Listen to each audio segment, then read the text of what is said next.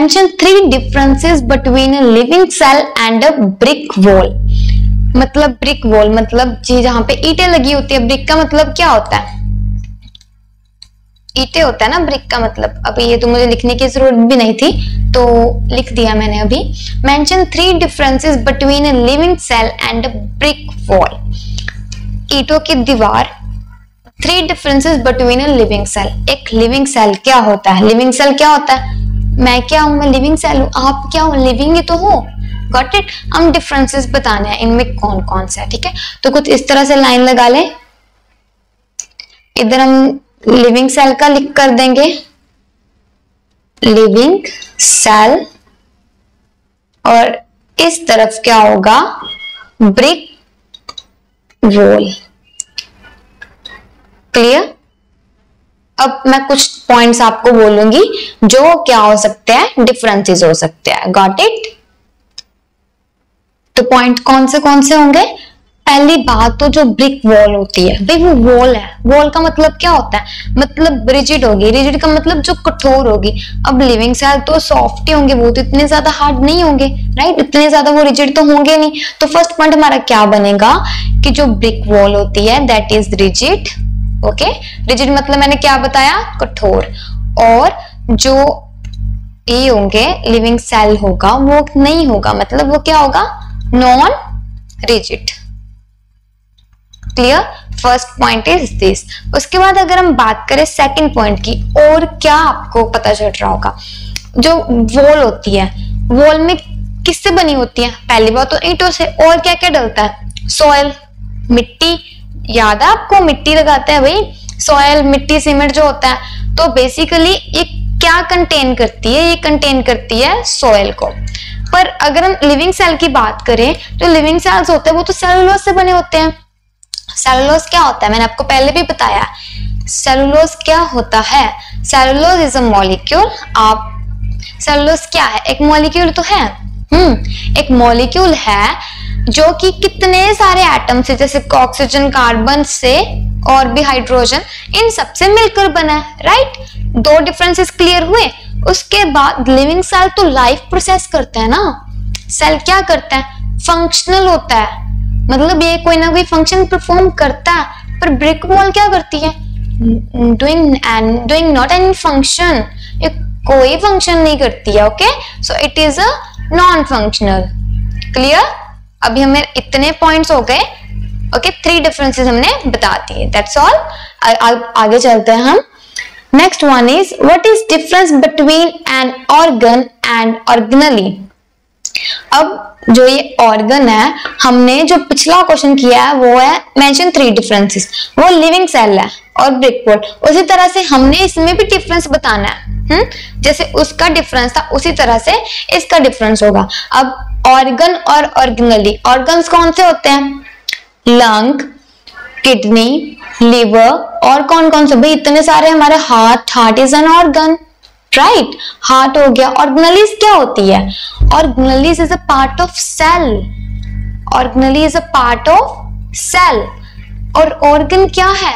जिससे हमारे ऑर्गेनिज्म बनते हैं, right? Organ is a visible. अगर हम इसका भी डिफरेंस निकाले तो इस साइड पे मान लो ऑर्गन और इस साइड पे मान लेते हैं ऑर्गेनेली। ओके, तो पहला तो मैंने आपको क्या बताया है?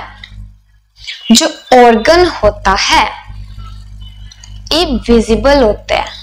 विजिबल अब कैसे? मतलब अगर कोई ऑपरेशन थिएटर में ऑपरेशन करता है तो ऑर्गन को देखा जा सकता है, लेकिन जो ऑर्गेनेलीज होती हैं वो माइक्रोस्कोपिक होती है। Microscopic means without microscope we can't see that. Okay, ये क्या होते हैं? छोटे छोटे से पार्टिकल्स होते हैं जिनको विदाउट माइक्रोस्कोप तो हम देख ही नहीं सकते। और क्या हो सकता है? विजिबिलिटी तो पता चल गया हमें, राइट? और क्या होगा इसका? देखो, जो ऑर्गन्स होते हैं ये जो फंक्शन करते हैं, ठीक है, हर कोई फंक्शन करता है, ये पूरी बॉडी का फंक्शन करता है। भाई अगर हार्ट पंप करता है तो वो पूरी बॉडी में पंपिंग जाती है, मतलब पंप का मतलब वो ब्लड पंप करता है, ऑक्सीजन होती है वो पूरी बॉडी में हमारी जाती है, राइट? तो इसका मतलब ये फंक्शन करता है एंटायर बॉडी का, एंटायर बॉडी का। अगर हम बात करें ऑर्गेनली का, ये तो सेल का पार्ट है, ये वही करेगी जो सेल बोलेगा, मतलब ये सिर्फ सेल के अंडर ही काम करेगी। Got it? इतना क्लियर हुआ? उसके बाद अगर हम कोई इसका और आंसर निकाले तो जैसे अब ऑर्गन विजिबल भी हो गया, माइक्रोस्कोपिक भी हो रहा है, एंटायर फंक्शंस भी करता है। ऑर्गेनलीज में हमने क्या बताया कि ये सिर्फ सेल के फंक्शंस करेगा। और ऊपर से तीसरी बात, ऑर्गन क्या होते हैं, हम इसे जो एक डिफरेंस सुनो, ऑर्गेनलीज होती हैं वो क्या होती है सेल्स में, ठीक है ना। बेसिकली कहने का मतलब ये प्रेजेंट होती है पूरे बॉडी में, ऑर्गन्स प्रेजेंट होता है पूरी बॉडी में। जो ऑर्गेनलीज होती है ये बॉडी में जरूर प्रेजेंट होते हैं, लेकिन बॉडी से पहले कहाँ पे होते हैं? लिटिल ऑर्गन्स में। कहाँ पे? Little organs. लिटिल ऑर्गन्स क्या होंगे? लिटिल ऑर्गन्स कहाँ पे फाइंड आउट किए जाते हैं? सेल्स में। Got it? कुछ क्लियर हुआ? अगर हम इनकी लोकेशन की बात करेंगे तो हम क्या लिखेंगे? लोकेशन में हम लिखेंगे कि they are present in body, okay. और ये कहाँ पे पाए जाते हैं? Present in little organs means in cell, okay. Little organs, और हम यहाँ पे मैं ऐड कर देती हूँ लिटिल ऑर्गन्स। और ये जो लिटिल ऑर्गन्स हैं ये कहाँ पे फाउंड किए जाते हैं? सेल्स में। क्लियर? उसके बाद हम कुछ एग्जांपल्स दे देंगे, लास्ट में हमारे 4 पॉइंट्स हो जाएंगे। एग्जांपल्स कौन कौन से भाई? हार्ट, ठीक है ना, हार्ट हो गया, लंग हो गया, लिवर, इतने सारे एग्जांपल्स हैं। ऑर्गेनली वो भी हमने कितने सारी करी है। रफ एंडोप्लाज्मिक हमने करा है, RER, राइट, RER। उसके बाद क्या करा हमने? गोल्जी अपरेटस के बारे में हमने पढ़ा है भाई, न्यूक्लियस के बारे में पढ़ा है। इतना सब कुछ तो है, आप कितने सारे एग्जांपल्स दे सकते हो इसमें। उसके बाद the last question is given below are the sketches of 2 types of cell A and B। मतलब हमें कुछ 2 स्ट्रक्चर्स दिए हुए हैं, एक ये और एक ये। Which one of these is a plant cell? Give reason in spot of your answer। इन्होंने बोला इसमें से प्लांट सेल कौन सा है। हमें प्लांट सेल का क्या पता है? हमें इतना पता है, जो फेमस बात मैंने आपको बताई थी, जो प्लांट सेल होते हैं उसमें एक आउटर लेयर होती है। एनिमल सेल में भी भाई आउटर लेयर होती है। कोई खास बात तो थी, प्लांट सेल में मैंने आपको बताया था सेल वॉल होती है, राइट। एनिमल के पास क्या होता है? सेल मेम्ब्रेन होती है, बट सेल वॉल नहीं होती।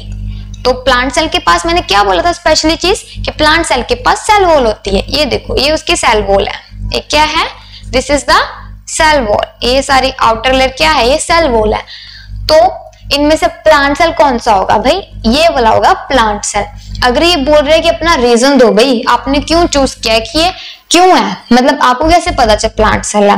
देखो भाई, पहली बात तो वही सेल वॉल के कारण, ठीक है, कि प्लांट सेल में जो होता है सेल वॉल्स होते हैं। अगर अगली कोई बात करें उसके आगे हमें देखना पड़ेगा, तो वो हम क्या देखेंगे? प्लांट सेल में अगर कोई और रीजन देना हो तो क्या दोगे रीजन? प्लांट सेल में और क्या होता है? अगर बेसिकली बात की जाए, वैक्यूल्स भी तो होते हैं सेल वॉल की प्रेजेंट, तो हमें पता है। वैक्यूल्स कौन से होते हैं? एनिमल सेल में स्मॉल वैक्यूल होता है भाई, लार्ज वैक्यूल्स होते हैं कहाँ पे? प्लांट सेल में। ये देखो बने तो हैं आपके सामने, ये क्या है? इसमें देखना छोटे छोटे से वैक्यूल्स होते हैं, ये क्या होते हैं? Large vacuoles, large vacuoles. Got it?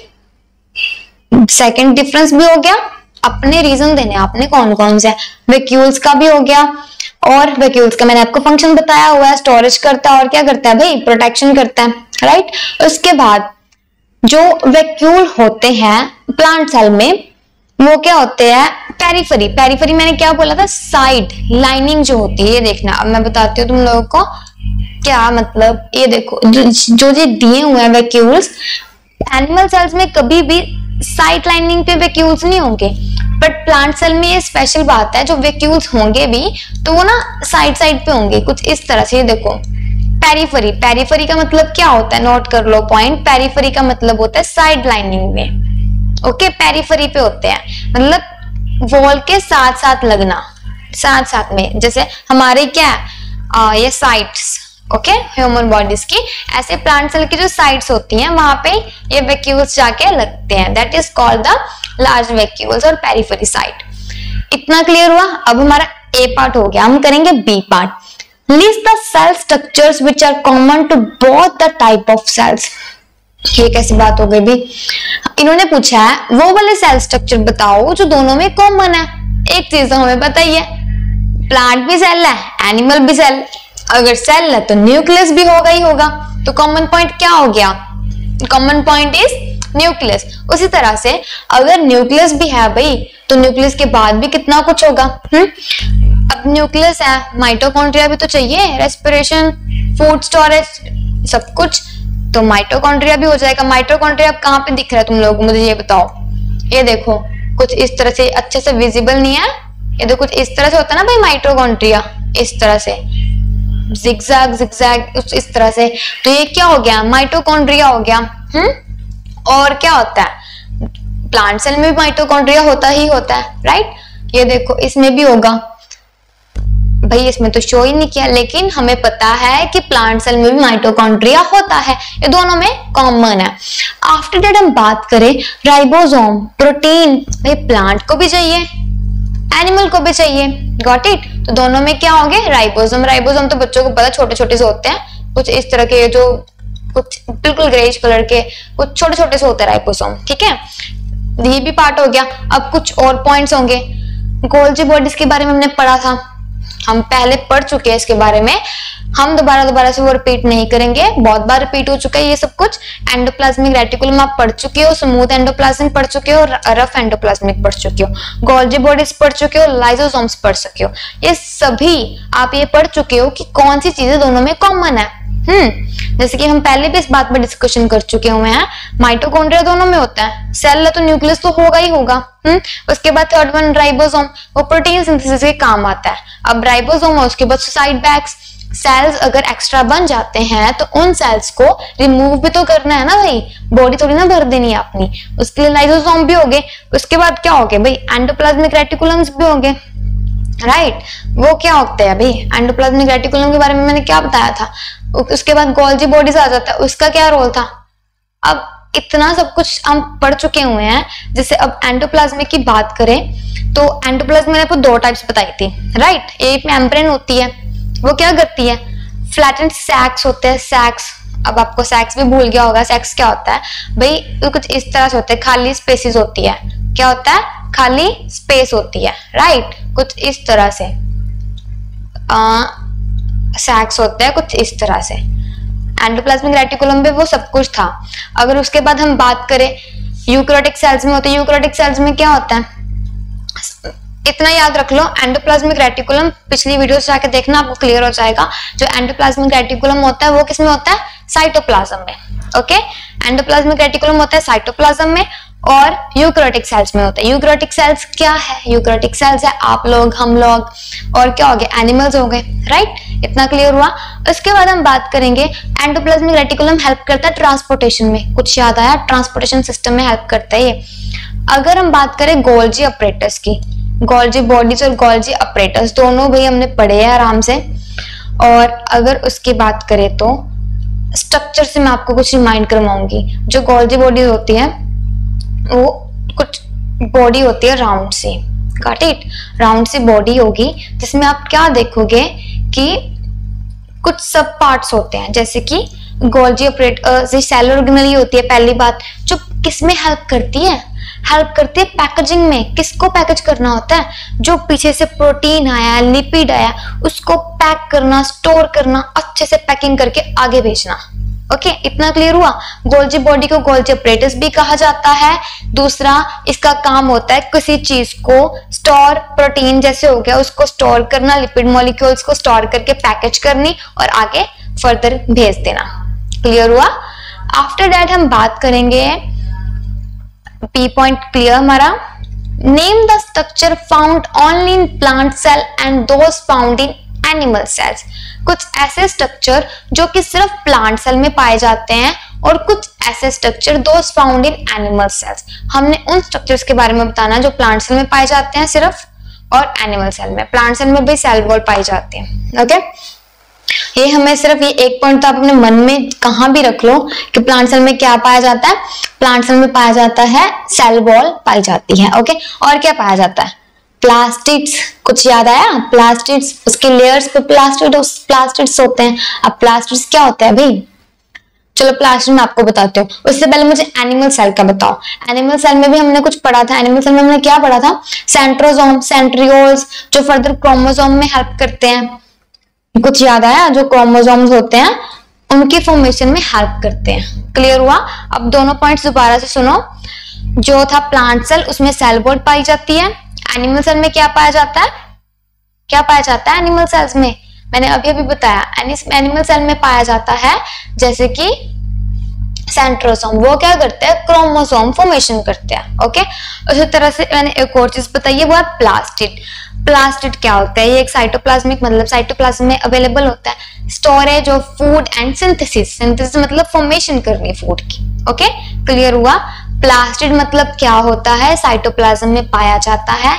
Synthesis मतलब किसी चीज का बनना, और किसकी सिंथेसिस होती है, फूड की, और बाद में क्या होता है, उसकी स्टोरेज होती है। राइट, तो ये आपको क्लियर हो गया होगा, मैंने सारे पॉइंट्स करवा दिए हैं आपको।